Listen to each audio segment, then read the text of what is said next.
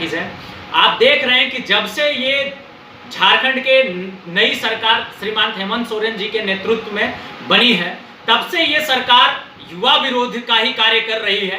तब से ये सरकार सिर्फ झूठ का फैलाने का ही कार्य कर रही है। इन्होंने झूठ बोल के रोजगार का बहुत सारा बबल देके अभी अपना सरकार बना लिया है, लेकिन उसके एवज में ये कर क्या रहे हैं?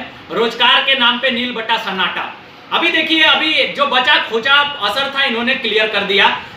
अभी जो इन्होंने JSSC जो एग्जाम कंडक्ट करती है, उन एग्जाम में इन्होंने 12 रीजनल लैंग्वेजेस को अंगीकृत किया है। चलिए, ये बढ़िया बात है कि आपने रीजनल लैंग्वेज को अंगीकृत किया, लेकिन रीजनल लैंग्वेज को अंगीकृत करने में हिंदी, संस्कृत, मगही और भोजपुरी से आपको ऐसा क्या तकलीफ था श्रीमान कि इस भाषा को आपने अंगीकृत नहीं किया?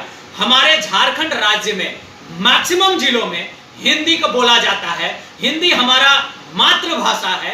हिंदी आप बोलते हैं, हिंदी हम बोलते हैं।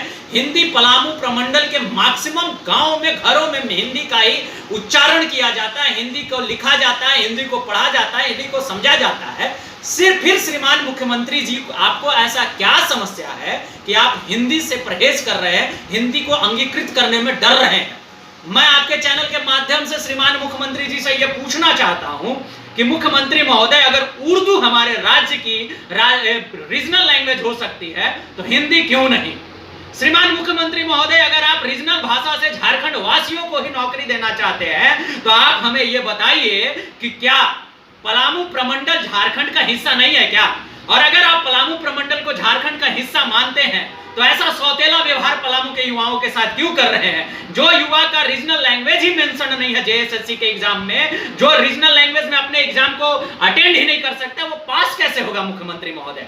तो ये फिर आप एक बार तुष्टीकरण और ध्रुवीकरण की राजनीति कर रहे हैं। आप ये सिर्फ इसलिए कर रहे हैं कि आपको पलामू प्रमंडल ने वोट नहीं दिया है, और राज्य के जो भी पलामू प्रमंडल से चुने हुए जनप्रतिनिधिगण हैं उनसे हाथ जोड़ के मेरा एक ही अनुरोध है कि श्रीमान, आज पलामू प्रमंडल के युवाओं को आपकी जरूरत है।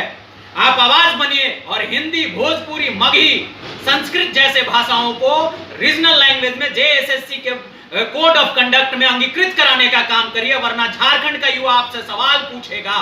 और श्रीमान मुख्यमंत्री महोदय जी, आपके इस काले कानून को हम झारखंड में लागू नहीं होने देंगे।